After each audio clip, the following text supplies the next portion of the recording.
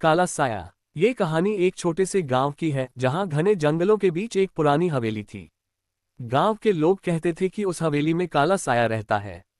किसी भी रात उस हवेली के पास जाने की कहानी नहीं होती। दिन ढलते ही हवेली से अजीबोगरीब आवाजें सुनी गईं।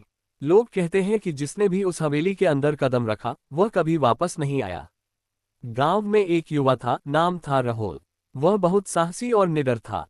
उसे भूत प्रेतों पर विश्वास नहीं था और वह इन दस्तावेजों को बस मानगढ़ंत प्रमाणित करता था। एक दिन उसने तय किया कि वह हवेली के रहस्यों का पता लगाएगी और गांव वालों को यह साबित करेगी कि वहां कुछ भी नहीं छिपा है। गांव वालों ने उनसे बहुत सारी बातें की पर उन्होंने सोचा नहीं। रात के समय राहुल एक मशाल और कुछ सामान लेकर हवेली की ओर चला गया। हवेली के पास पहुंचते ही उसे अलौकिक हवा का सूखा एहसास हुआ और समुद्र तट पर भारी हो गया। हवेली के बड़े दरवाजों के पास पहुंचते ही उसे लगा जैसे कोई उसकी निगरानी कर रहा हो। लेकिन वह हरा और डोर इनसाइड नहीं दिखा। अंदर घना अंधेरा था और चारों ओर जले हुए थे। राहुल ने अपनी मशाल जलाए और धीरे धीरे बढ़ता गया। हवेली के अंदर अजीब सी दुर्गंध थी, मानो वहां प्राचीन से कोई नहीं आया हो। जैसे जैसे वह अंदर चला गया उसके कदमों की आवाजें चढ़ते हुए दिखाई दी, लेकिन आसपास कोई दिखाई नहीं दे रहा था। राहुल ने एक पुराना दरवाजा खोला और पाया कि वह एक बड़ा हॉल में था। हॉल के बीचों बीच एक पुरानी पेंटिंग लटकी हुई थी जिसमें एक व्यक्ति की धुंधली छवि थी। अचानक वह पेंटिंग जीवंत हो उठी और राहुल ने उस छवि को देखा जिसमें वह घूम रही थी। उसे एक पल के लिए लगा कि वह सब कुछ उसकी कल्पना में है, लेकिन फिर हवा में अचानक ठंडक बढ़ गई। तभी उसके पीछे से किसी के हंसने की आवाज आई। राहुल ने मुड़कर देखा लेकिन वहां कोई नहीं था। फिर हवेली के चारों ओर से भयानक चीखें, जैसे कई आत्माएं उसे घेर रही हैं।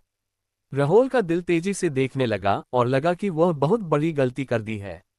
अचानक हवेली के कोने से एक काला साया उभर कर आया। वह धीरे धीरे माता राहुल की ओर बढ़ रही थी। राहुल ने की कोशिश की लेकिन उसके पैर जैसे जाम से चले गए। वह काले साए की ओर देख रहा था जो अब उसके बेहद करीब आ गया था। साए ने अपने लंबे हाथों से राहुल को पकड़ लिया और एक कड़कती आवाज में कहा, तुमने मेरी नींद तोड़ दी है, अब तुम भी हमेशा के लिए बचे रहोगे। राहुल ने खुद को पूरी कोशिश करने की सलाह दी लेकिन वह चिंतित थी। उसके चारों ओर अंधेरा घना हो रहा था।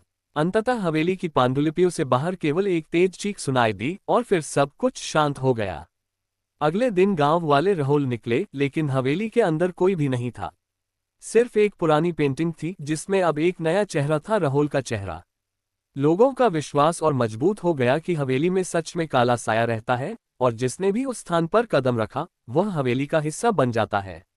गांव वाले उस दिन के बाद फिर कभी हवेली के करीब नहीं गए और काला साया हवेली में हमेशा के लिए कैद हो गए, अपने अगले शिकार की तलाश में। बम बम काशी चैनल को सब्सक्राइब और लाइक कर दीजिए। आप सबसे निवेदन करता हूं छोटा चैनल को भी सपोर्ट कर दीजिए।